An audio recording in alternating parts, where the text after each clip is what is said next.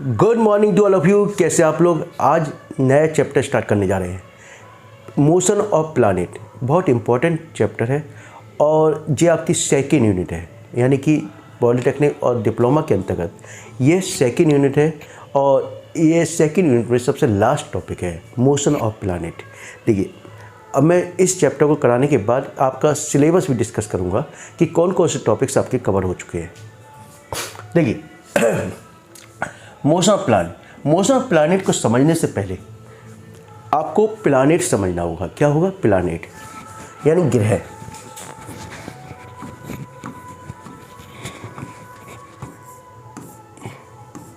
इसको बोलते ग्रह, ठीक है। अब ग्रह कौन क्या होते हैं, है ना। देखिए, वे पिंड जो सूर्य के चारों चक्कर लगाते हैं, सूर्य के चारों ओर चक्कर लगाते हैं, ग्रह कहलाते हैं। अब मैं बोलता जा रहा हूँ, आप नोट करते जाइए, ठीक है। यानी कि आपने देखा जिस सन है आपका, ठीक है, और सन के चारों ओर ग्रह चक्कर लगाते हैं, है ना।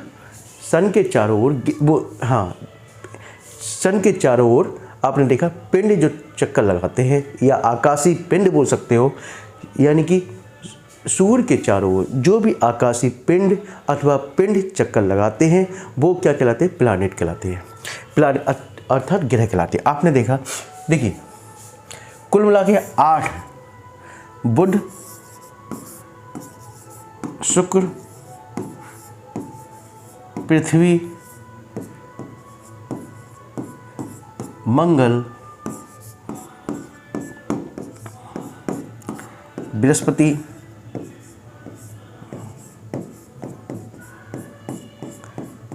शनि, अरुण, वरुण। ये आपका क्या है? आकाशीय पिंड। 1 2 3 4 5 6 7 8, यानी कुल मिला के 8 प्लैनेट हैं जो कि सूर्य के चारों ओर चक्कर लगाते हैं, ठीक है। ये तो आपका ग्रह हो गया। अब देखिए उपग्रह, ठीक है, जिसको बोलते हैं सैटेलाइट, यानी उपग्रह, ठीक है। वे पिंड जो सूर्य के चारों चक्कर ग्रह के चारों चक्कर लगाते हैं। देखिए, जिस सूर्य के चारों चक्कर लगाने वाले ग्रह कहला लिए। अब इन ग्रह के चारों ओर भी कुछ आकाशीय पिंड अथवा पिंड चक्कर लगाते हैं, तो उसको हम क्या कहते हैं? सैटेलाइट अर्थात उपग्रह कहते हैं। आपने देखा चंद्रमा है, चंद्रमा पृथ्वी के चारों चक्कर लगाता है। किसके चारों लगाता है? पृथ्वी के, यानी अर्थ के चारों ओर चक्कर लगाता है, ठीक है। पृथ्वी के चारों ओर चक्कर लगाता है, तो चंद्रमा क्या? उपग्रह है।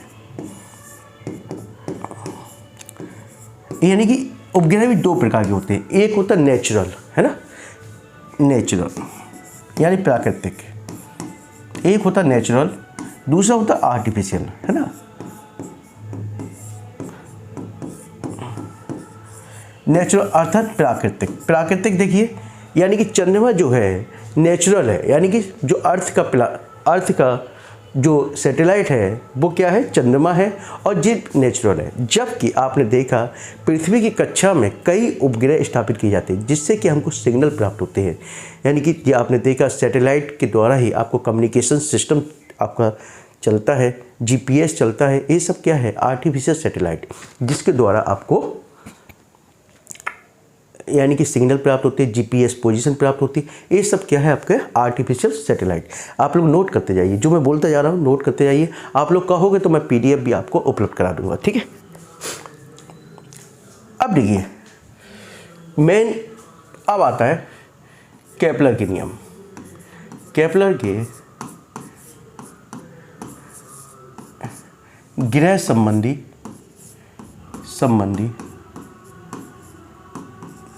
नियम।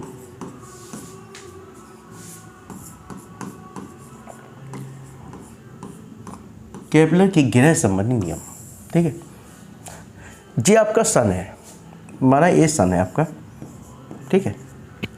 अब कोई भी ग्रह इसके चारों चक्कर लगाता है,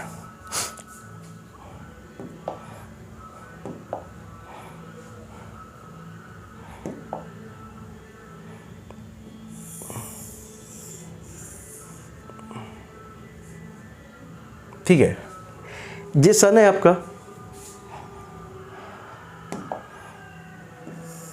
ये आपका सन है, और यहाँ पे आपका कोई भी प्लानेट इसके चारों चक्कर लगा रहा है। ठीक है, लगाने दीजिए भाई, इससे ये सीधी रेखा खींचेंगे। ठीक है, अब माना इसकी पोजीशन कहीं भी यहाँ ए और बी है। ठीक है, क्या है, ए और बी।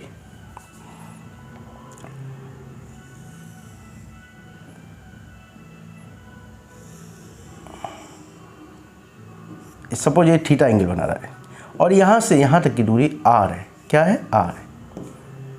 जो आपकी ग्रह की दूरी है वो क्या है, आर है। ठीक है, बी पोजीशन पे है और बी से फिर ए पे जाता है। ठीक है, अब इसी प्रकार से मूव कर रहा है, मूव करते करते यहाँ पर आ गया। ठीक है, माना सी और फिर डी पे आ गया। ठीक है,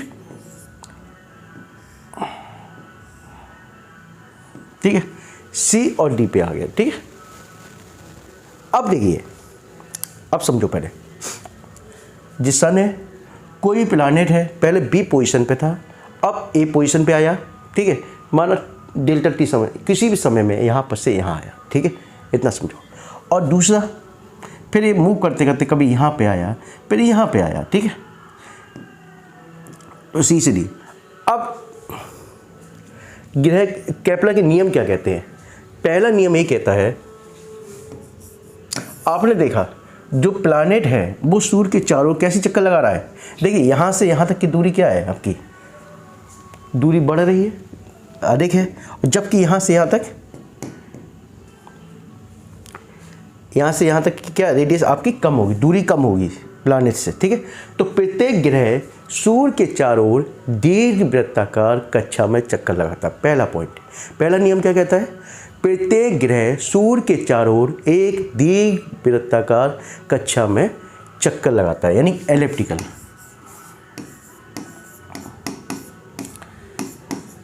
एक ही कहलाएगी एलिप्टिकल। ठीक है, दीर्घ वृत्ताकार।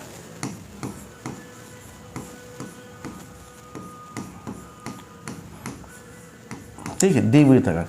दूसरा नियम क्या कहता है? दूसरा नियम ये कहता है, प्रत्येक ग्रह से सूर्य को मिलाने वाली रेखा, देखो प्रत्येक ग्रह से सूर्य से मिलाने वाली, ये देखिए यहाँ से रेखा समान समय में, माना यहाँ डेल्टा टी समय है और यहाँ भी डेल्टा टी समय है, समान समय में समान क्षेत्रफल तय करती है। यानी कि प्रत्येक ग्रह से सूर्य को मिलाने वाली रेखा समान समय में समान क्षेत्रफल तय करती है। या इस तरीके से कह सकते हैं, प्रत्येक ग्रह सूर्य के चारों ओर एक कांस्टेंट क्षेत्रीय चाल से गति करता है, यानी कि कांस्टेंट, नियत कांस्टेंट क्षेत्रीय चाल से गति करता है। ठीक है, प्रत्येक ग्रह सूर्य के चारों ओर एक नियत क्षेत्रीय चाल से गति करता है, या प्रत्येक ग्रह को सूर्य से मिलाने वाली रेखा समान समय में समान क्षेत्रफल तय करती है। यही बता देना आप, यानी कि पहले डेल्टा बी से ए तक की, यानी डेल्टा टी समय में इतना क्षेत्रफल तय किया, इसी प्रकार से यहाँ से डेल्टा टी समय में सी से डी तक, यानी कि समान क्षेत्रफल तय करती है। ठीक है, अब लेकिन इसमें एक बार बताइए, स्पीड लेकिन चेंज हो जाती है। क्यों?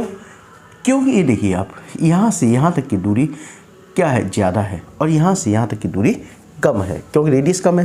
तो जितनी दूर होगा उसकी यानी कि स्पीड कम होगी। लेकिन जैसे सूर्य के नज़दीक आता है कोई भी पिंड, उसकी स्पीड तेज़ हो जाती है, लेकिन क्षेत्रीय चाल क्षेत्रीय चाल उसकी समान रहेगी। ठीक है, तीसरा पॉइंट, प्रत्येक ग्रह का परिक्रमण काल का स्क्वायर, यानी कि परिक्रमण काल का स्क्वायर, टाइम पीरियड का काल का स्क्वायर ग्रह तथा सूर्य के बीच की दूरी के तृतीय घात के अनुकंपाती होता है। यानी कि टी स्क्वायर बराबर क्या हो गया, KRQ। ठीक है, प्रत्येक ग्रह का परिक्रमण काल ग्रह तथा सूर्य के बीच की दूरी की तृतीय घात के अनुक्रमानुपाती होता है, यानी कि टाइम पीरियड का स्क्वायर, सॉरी, है ना। ये तो आपका क्या था, आपका केपलर के नियम, ठीक है। अब केपलर के नियम से न्यूटन ने क्या निष्कर्ष निकाला, है ना। यहां पे देख लेते हैं, नेक्स्ट पॉइंट देख लेते हैं। केपलर के नियम से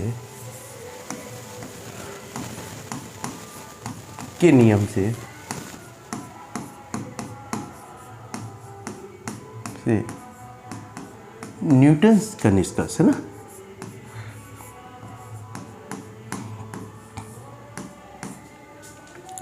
का निष्कर्ष।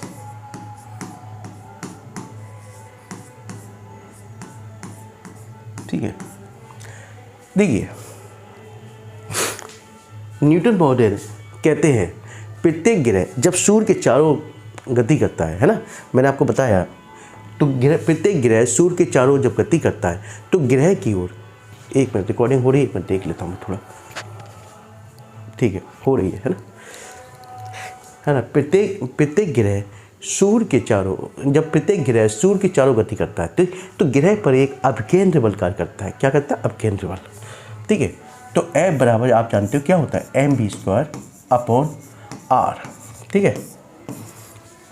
अब इसमें क्या बोलेंगे, माना m द्रव्यमान का कोई ग्रह सूर्य के चारों ओर v वेग से गति करता है। क्या करता है? v वेग से गति करता है, और ग्रह तथा सूर्य के बीच की दूरी r है, ठीक है, इतना है लगे। तो प्रत्येक ग्रह की ओर एक अभिकेंद्र बल कार्य करता है। क्या करता है? अभिकेंद्र बल कार्य करता है, ठीक है। तो F बराबर mv²/r, ठीक है। तो अब देखिए बी नो डेट, जानते हो, कुछ ना कुछ जानते हो। चार्ज बराबर क्या होता है बेटा? दूरी, जिसको इक्वेशन 1 मान लो। चार्ज बराबर क्या होता है? दूरी बटे समय। बी बराबर क्या होता है? दूरी। अब देखिए द्विवृत्ताकार कक्षा में चक्कर लगाता है तो उसकी जो दूरी होगी वो क्या होगी? 2πr। क्या होगी? दूरी 2πr, ठीक है।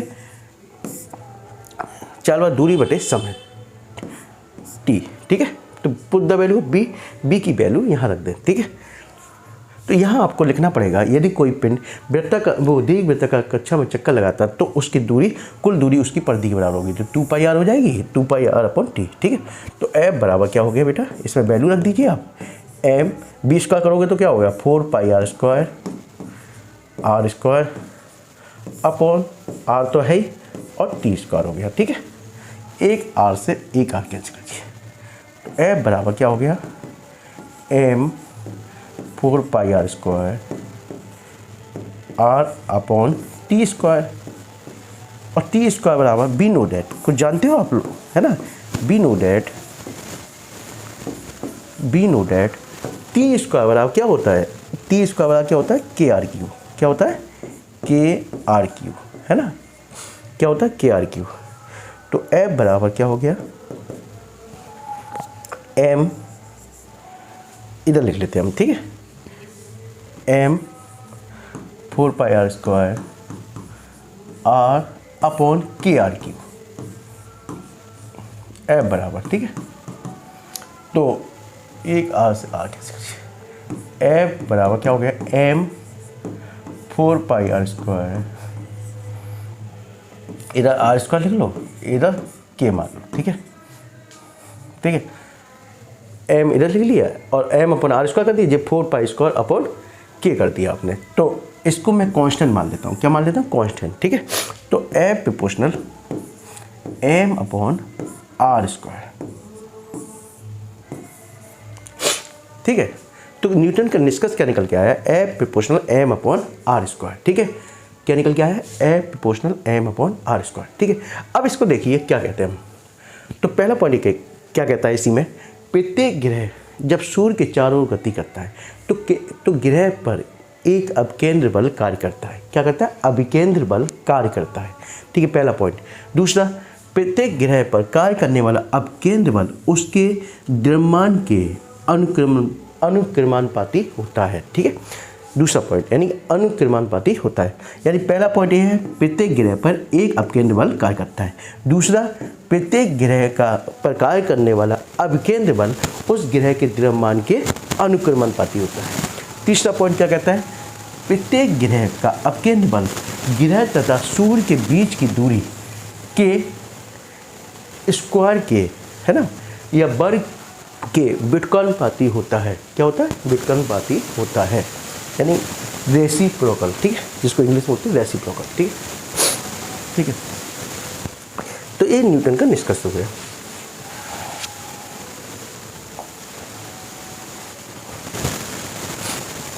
न्यूटन का गुरुत्वाकर्षण नियम, है ना, न्यूटन का गुरुत्वाकर्षण नियम, गुरुत्वाकर्षण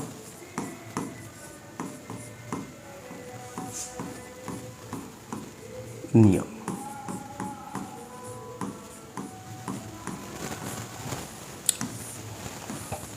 देखिए, माना दो पिंड है, एक m1 है,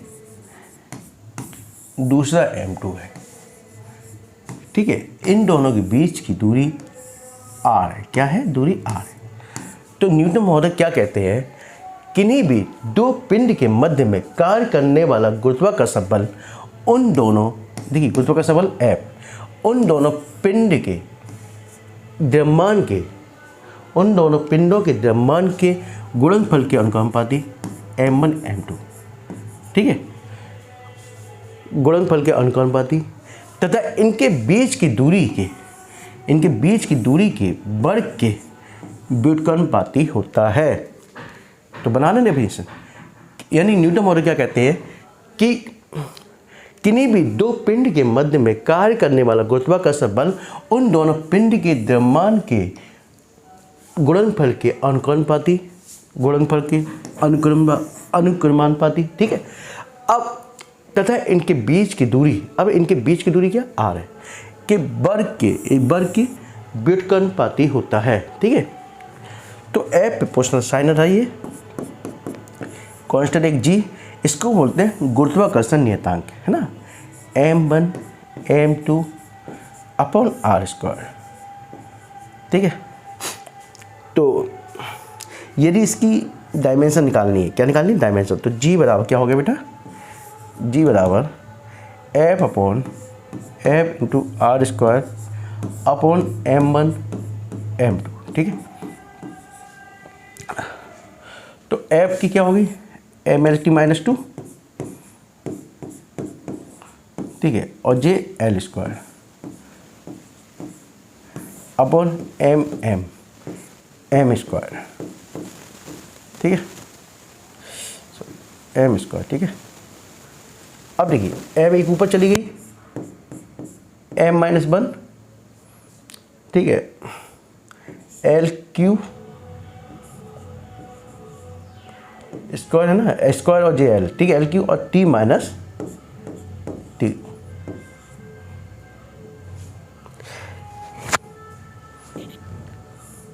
ये आपकी जे आपकी क्या आ गई? डायमेंशन आ गई, ठीक है। इसकी देखिए M L T minus 2 F की होती है, यानी मास इंटू एक्सीलरेशन, तो एम एल टी माइनस 2, ठीक है, और इसकी एल स्क्वायर हो गई, तो एल स्क्वायर एल क्यू हो गई, एम जो 2 है एक ऊपर गई, माइनस के 1 हो गई, और टी माइनस 2, ठीक है। अब यदि इसका यूनिट निकालनी जी की, तो जी की यूनिट निकालेंगे, क्या होगा? Newton metre square upon kilogram square, ठीक है। अब जी का मान कितना होता है? जी का मान होता है 6.67 इंटू 10 की पावर माइनस की 11, जे यूनिट आपकी, ठीक है, ठीक है। इतना आगे समझे। नेक्स्ट एक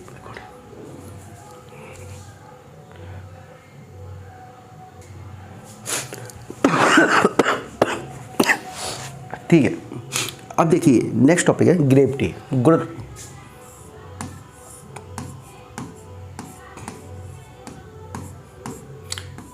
ग्रेविटी जिसको इंग्लिश में बोलते हैं ग्रेविटी, है ना। गुरुत्व क्या होता है? पृथ्वी का वह बिंदु होता है, वह केंद्र होता है, किसका? अर्थ का वह केंद्र होता है जिस पर वह प्रत्येक वस्तु को अपनी ओर आकर्षित करता है। यानी कि गुरुत्व यानी ग्रेविटी पृथ्वी का वह केंद्र होता है जिस पर वह प्रत्येक वस्तु को अपनी ओर आकर्षित करती है, ठीक है। अब नेक्स्ट टॉपिक होता है ग्रेविटी एक्सीलरेशंस।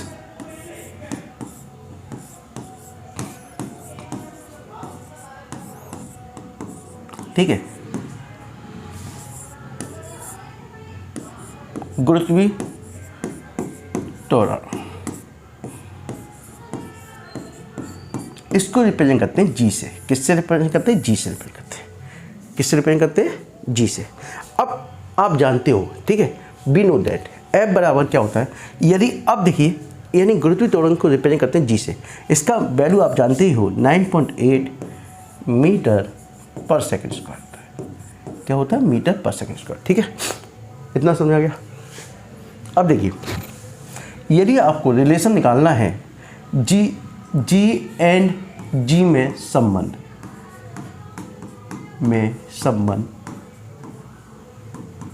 यानी रिलेशन बिटवीन जी एंड जी, ठीक है, वी नो दैट एफ बराबर क्या होता है? वी नो दैट एफ बराबर क्या होता है? G M. अब देखिए, पहले उससे पहले मैं आपको एक बता दूं, माना पृथ्वी का द्रव्यमान एम ही है। क्या है? पृथ्वी का द्रव्यमान एम ही है। क्या है? एम ही है। ठीक है, और वो सूर्य के चारों चक्कर लगा रहा है। ठीक है, माना पृथ्वी का द्रव्यमान एम ही है, इतना। ठीक, उसके चारों यानी उसके पास में कोई भी एक पिंड एम रखा हुआ। क्या रखा हुआ? एम रखा हुआ। तो एक रिलेशन होता है M G M E M upon R E square. ठीक है, ये देखो, पहले समझ लो, जो गोला है, ये अर्थ है। ठीक है, इसका पृथ्वी का द्रव्यमान, जो सेंटर पॉइंट ओ, इसकी रेडियस आर ई। ठीक है, यदि इससे आ दूरी पे, यानी कोई भी आर ई दूरी पे एम द्रव्यमान का कोई एक पिंड रखा हुआ है। ठीक है, तो एफ बराबर क्या होगा? G M E M upon R E square. ठीक है, इतना समझ में आ गया। अब देखिए,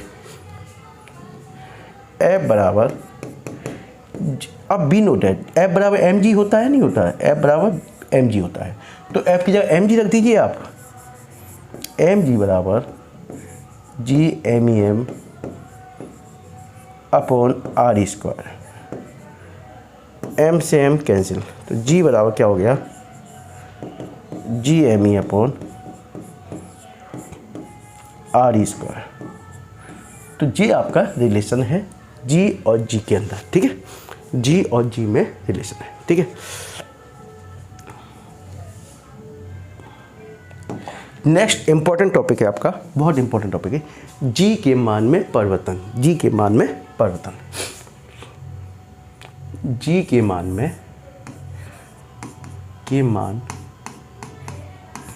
में परिवर्तन। ठीक है,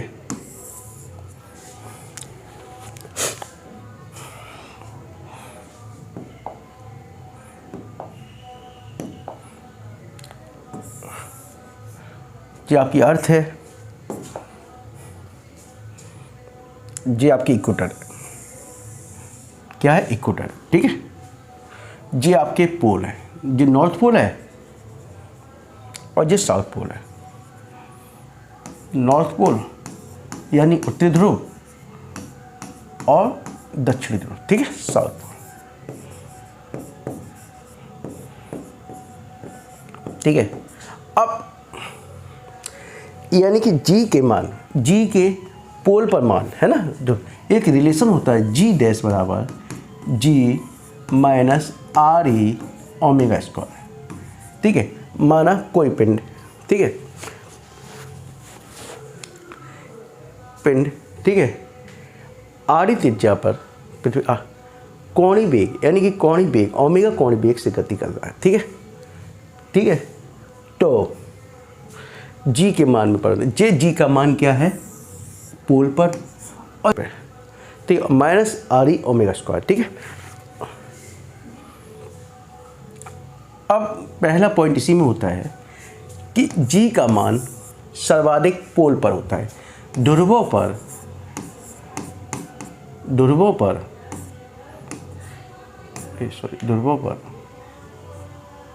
सर्वाधिक जी का मान होता है। वह अधिक जी का मान होता है। क्यों होता है मैं बताऊंगा अभी। मान होता है, ठीक है।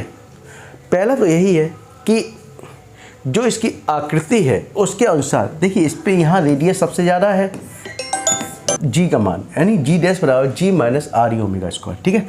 यदि यहाँ पे देखिए रेडियस क्या है, ज़्यादा है, ठीक है। रेडियस ज़्यादा है तो जी का मान ऑटोमेटिक कम हो जाएगा। अब क्योंकि जैसे जी का मान आर का मान बढ़ेगा तो जी माइनस, यानी इसमें से ज़्यादा वैल्यू माइनस होगी तो अर्थात जी डैश का मान कम हो जाएगा। अब देखिए यहाँ पर क्या है, यहाँ क्या है, पॉइंट के आकार की है ना। नॉर्थ पोल पे और साउथ पोल पे जो इसका आकार है, इसका किसका, अर्थ का चपटा हो गया है, तो इनकी वहाँ पे पॉइंट की जैसी है, तो वहाँ रेडियस कम हो गई। तो जब रेडियस कम हो जाएगी तो ऑटोमेटिक इसका जी का मान यहाँ पे पोल पे बढ़ जाएगा, ठीक है। अब देखिए नेक्स्ट है एच ऊंचाई पर, एच ऊंचाई पर जाने पर, ऊंचाई पर जाने पर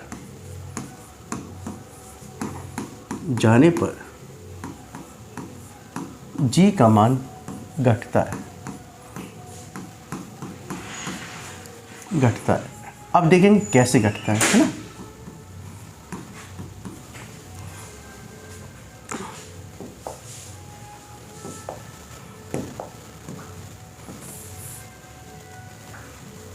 जी अर्थ है आपकी, ठीक है, क्या है, अर्थ है, ठीक है। आ रही है, माना पृथ्वी का द्रव्यमान एम ई है तथा पृथ्वी की त्रिज्या आ रही है, ठीक है। और इससे एच ऊंचाई पर और उसके पास में कोई एक एम द्रव्यमान का पिंड तल पे रखा हुआ है, ठीक है।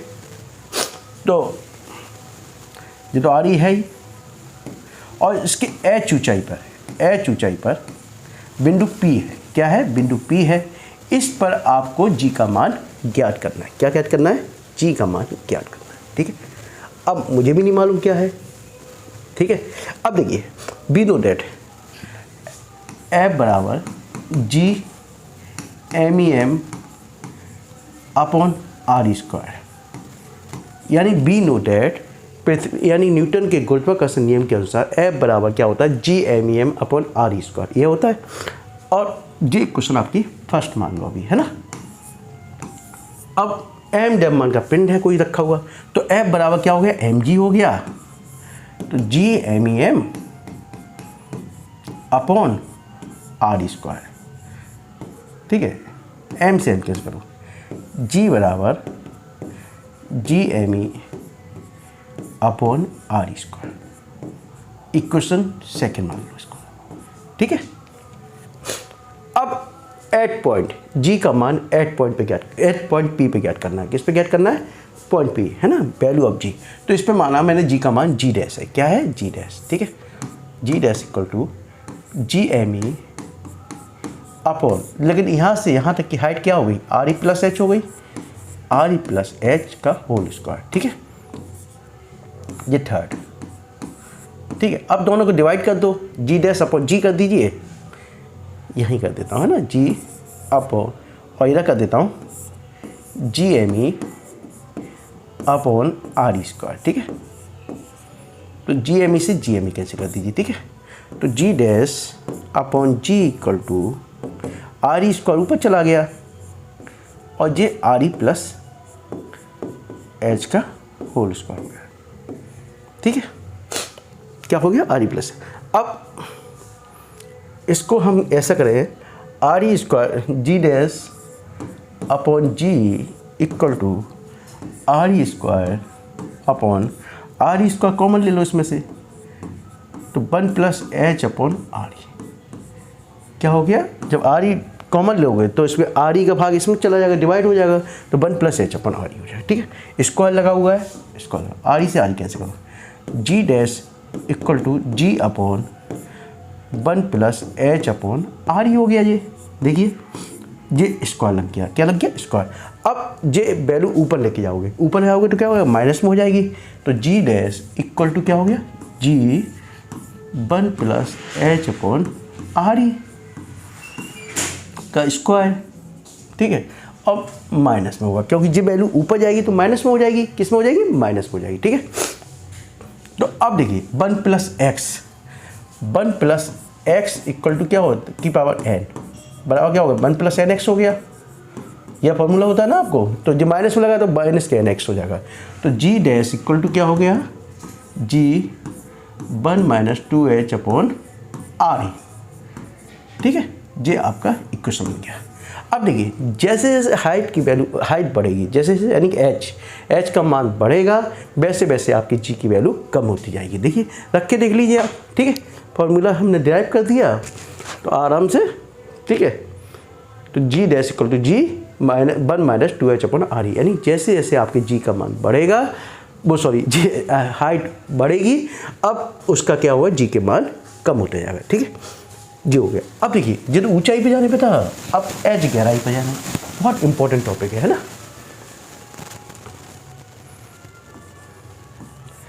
एच गहराई पर जाने पर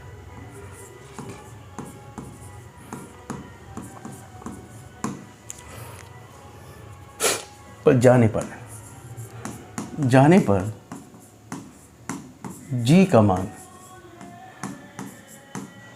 घटता है ना। गहराई पर जाने पर भी जी का मान घटेगा, क्या होगा, घटेगा। ठीक है, घटता है। कैसे, देखिए ये आपकी अर्थ है। ठीक है, अर्थ है।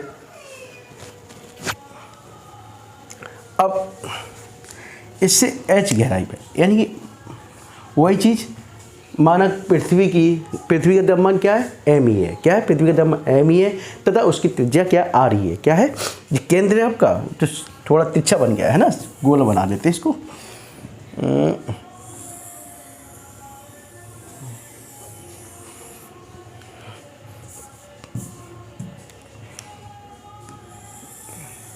ठीक है, अब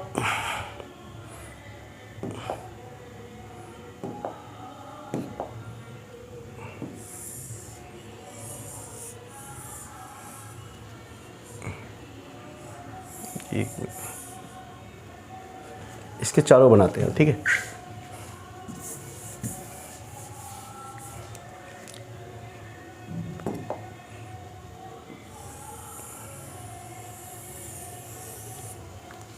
ठीक है।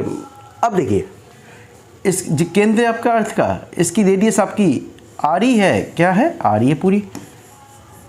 ठीक है, अब इससे एच गहराई पर, यानी कि यहां से लेकर एच गहराई पर, सॉरी एच गहराई पर, यानी कि यहां से लेकर यहां तक की गहराई क्या है, एच है। ठीक है, ये गहराई आपकी एच है। ठीक है, अब इस बिंदु पी पर एच गहराई बिंदु पी पर जी का मान ज्ञात करना है। क्या करना है, देखिए इसका हमारा अर्थ है, इसका सेंटर पॉइंट ओ है। ठीक है, इसकी रेडियस पूरी क्या है, आर ई है। देखिए आर ई है पूरी। ठीक है, और इससे एच गहराई पर बिंदु पी पर जी का मान ज्ञात करना है। क्या ज्ञात करना है, जी का मान। ठीक है, इतना समझ में आ गया। अब देखिए जो टोटल आर ई है और यहाँ से लेकर एच है, तो यहाँ से यहाँ तक की वैल्यू क्या हो गई, आर ई माइनस एच। क्या हो गई, आर ई माइनस एच। ठीक है, यानी कि यहाँ से यहाँ तक रेडियस क्या हो गई, आर ई माइनस एच हो गई। ठीक है, अब देखिए यदि पृथ्वी का द्रव्यमान एम ई है और उसकी रेडियस आर ई है।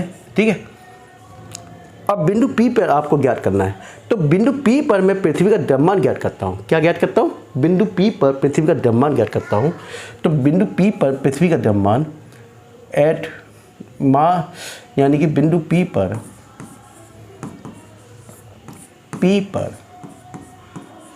पृथ्वी का द्रव्यमान।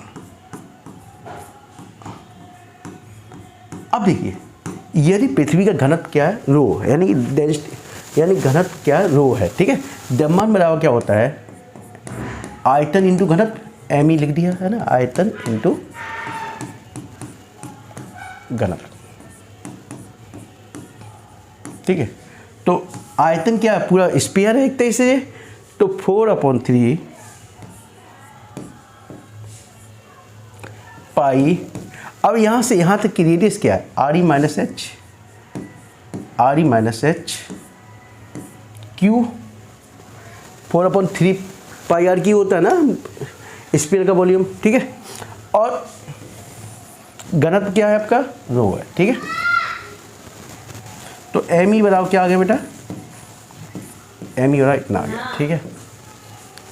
अब इसको इक्वेशन 1 मान लो, क्या मान लो, 1 मान लो, ठीक है। अब बी नो डेट एफ बराबर क्या होता है बेटा, G M E M upon R E square, ठीक है। अब लेकिन यहीं की बात चल रही है ना, इसी पॉइंट की बात चल रही, तो आर ई माइनस एच का स्क्वायर कर देंगे,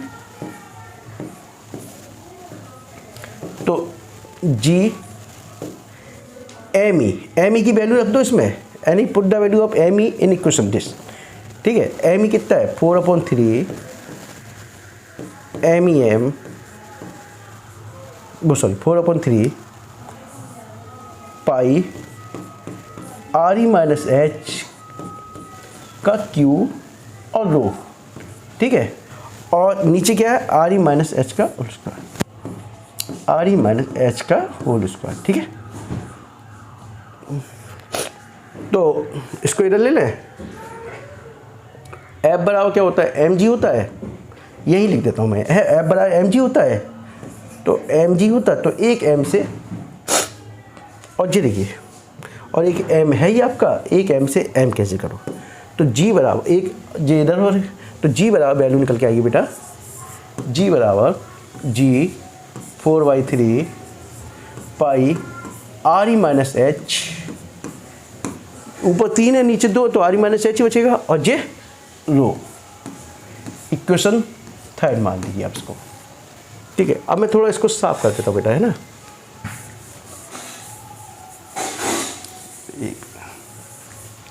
आर ई माइनस एच और रो, ठीक है। अरे सॉरी यार, अब मैंने मिटा दिया।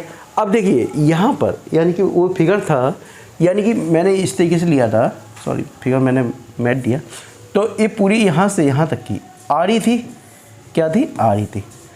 तो अब यानी कि जी का मान मैं अब पूरी अर्थ का ज्ञात करता हूँ, पूरी अर्थ का, ठीक है।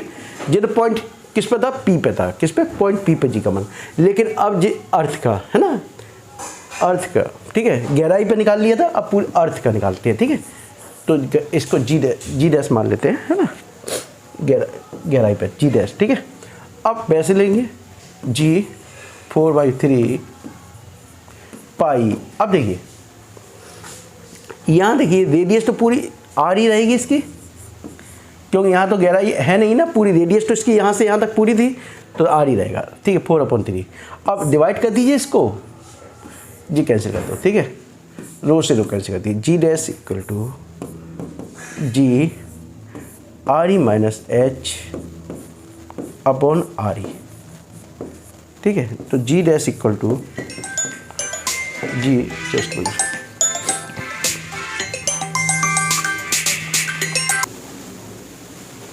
फोन आ गया था, ठीक है।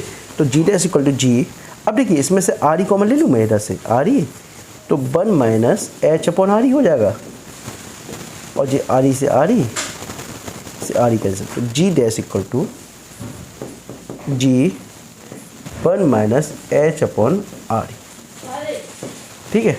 ये आपका हो गया। वहाँ देखिए आपने देखा था, वहाँ क्या आया था, G dash equal to ji 1 minus 2h upon R E, लेकिन यहाँ आपका क्या आया, G dash equal to ji 1 minus H upon R E, ठीक है। ये बहुत इंपॉर्टेंट टॉपिक है, ठीक है, बहुत इंपॉर्टेंट टॉपिक से हर एग्जाम में आपसे पूछा जाता है, और इस बार भी पूछा जाएगा आपको, ठीक है। इसकी प्रैक्टिस आपको अच्छी तरह से करनी है, ठीक है। अब मैं आपको थोड़ा सिलेबस डिस्कस करूँगा, ठीक है, ठीक है, सिलेबस, ठीक है। देखिए अब ये सेकेंड यूनिट आपकी थी फोर्स एंड मोशन, है ना। सेकेंड यूनिट में मैंने एक्चुअली क्या सिलेबस आपका चेंज हो गया, तो उसके अकॉर्डिंग मैं कवर करता हुआ चल रहा हूँ, ठीक है। अब ये देखिए इसमें आज जो टॉपिक कवर किया मैंने, accelerations due to gravity and its variation with the depth and height from the earth, ठीक है, ये आपका कंप्लीट हो गया। ग्रेविटेशनल फोर्स कंप्लीट हो गया, केपलर्स लॉ हो गया, ठीक है, ये आपका कंप्लीट हो गया। इससे पहले देखिए सेंट्रल फोर्स था, expression and application of the centripetal force, centrifugal force with example मैंने कराए थे, बिल्कुल आपके सिलेबस के अकॉर्डिंग चल रहा हो। Such as banking of the roads and bending of the cyclist, जी मैंने आपको बताया, ठीक है। Relations between linear and angular velocity, linear acceleration and angular accelerations related to numerical, है ना, ये मैंने आपको बताया, ठीक है। Circular motion, uniform and non uniform, definition of the angular displacement, angular velocity, angular acceleration, frequency, time period, ठीक है। ये टॉपिक आपके कंप्लीट हो गए, ठीक है। तो ये आपका टॉपिक्स कंप्लीट हो गए, ठीक है। अब आपका जो टॉपिक्स बचा है, मैं यहाँ से force, momentum, statement and derivation of the conservation of linear momentum, its application such as the recoil of gun, यानी कि ये टॉपिक अब मैं शुरू करूँगा, ठीक है। ये दोनों टॉपिक एक साथ ले लूँगा, ठीक है, कंप्लीट हो जाएगा नेक्स्ट वीडियो में, और उसके बाद ये तीनों टॉपिक्स एक साथ ले लूँगा, ठीक है।